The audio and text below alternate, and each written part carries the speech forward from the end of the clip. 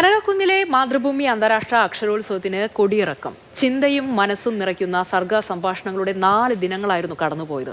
സമാപന സമ്മേളനത്തിൽ കഥാകൃത്ത് ടി പത്മനാഭൻ മുഖ്യാതിഥിയായി പങ്കെടുത്തു. അഭിനേത്രി ശബാന ആസ്മി, പുലിസ്റ്റർ പുരസ്കാര ജേതാവ് ഡെക്സാൻ വാൾപ്പ് എന്നിവരും സമാപന ചടങ്ങിന്റെ ഭാഗമായി. പ്രഭാഷണങ്ങളും ചർച്ചകളും സംവാദങ്ങളും കലാപ്രകടനങ്ങളുമൊക്കെയായി കനകക്കുന്നിനെ ഉത്സവ ലഹരിയിലാക്കിയ അക്ഷരോത്സവത്തിന്റെ സമാപനം. കേന്ദ്ര സർക്കാരിന് ചില ഓർമ്മപ്പെടുത്തലുകൾ നൽകിക്കൊണ്ടായിരുന്നു ടി പത്മനാഭന്റെ മുഖ്യപ്രഭാഷണം. ഡൽഹി ഒരു ശ്മശാന ഭൂമിയാണെന്നും ഭരിക്കുന്നവർ അത് മറക്കരുതെന്നും T Padmanabhan. East India Company, British government അവരും ദീർഘകാലം നമ്മെ ഭരിച്ചു. അതും ഡൽഹിയിൽ വെച്ച് തന്നെയായിരുന്നു. അവരുടെ ഭരണവും അസ്തമിച്ചു. പിന്നീട് കോൺഗ്രസ് വന്നു.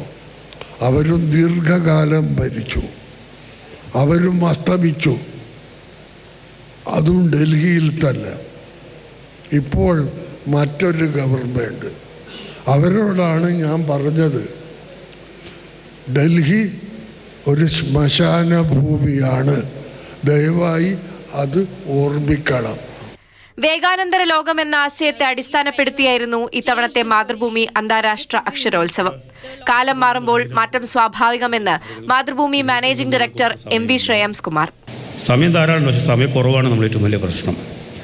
കാലം മാറുന്നുണ്ട്, തലമുറകൾ മാറുമ്പോൾ മാറ്റങ്ങൾ സ്വാഭാവികമാണ്. പുതിയ സാങ്കേതിക വിദ്യ നമ്മൾ സ്വായത്തമാക്കേണ്ടതുണ്ട്. എന്നിരുന്നാലും ചില കാര്യങ്ങൾ നമ്മൾ റിഫ്ലക്റ്റ് ചെയ്യേണ്ടതായിട്ടുമുണ്ട്. അങ്ങനെ ഒരു തീമായിട്ടാണ് നമ്മൾ ഇത്തവണ ഈ ഫെസ്റ്റിവലിനെ വിഭാവനം ചെയ്തിട്ടുള്ളത്. 5 ദേശീയ സിനിമാ പുരസ്കാരങ്ങൾ നേടിയ അഭിനേത്രി ശബാന ആസ്മി, പുലിറ്റ്സർ പുരസ്കാര ജേതാവ് ഡെക്സാൻ വാൾഷ് എന്നിവർ സമാപന പരിപാടിയുടെ ഭാഗമായി. മാതൃഭൂമിക്ക് ആശംസകൾ അറിയിച്ച ക്രിക്കറ്റ് താരം സച്ചിൻ ടെണ്ടുൽക്കറുടെ വീഡിയോ സന്ദേശം. It's wonderful to see writers, thinkers and voices from across India and of course the rest of the world coming together to celebrate ideas, culture and storytelling. ചടങ്ങിൽ Mathrubhumi chairman and managing editor PV ചന്ദ്രൻ വിശിഷ്ടാതിഥികളെ ആദരിച്ചു. Mathrubhumi operations director Devika MS, Mathrubhumi news editor രാജി ദേവരാജ് തുടങ്ങിയവർ ചടങ്ങിൽ പങ്കെടുത്തു. Mathrubhumi news, Thiruvananthapuram.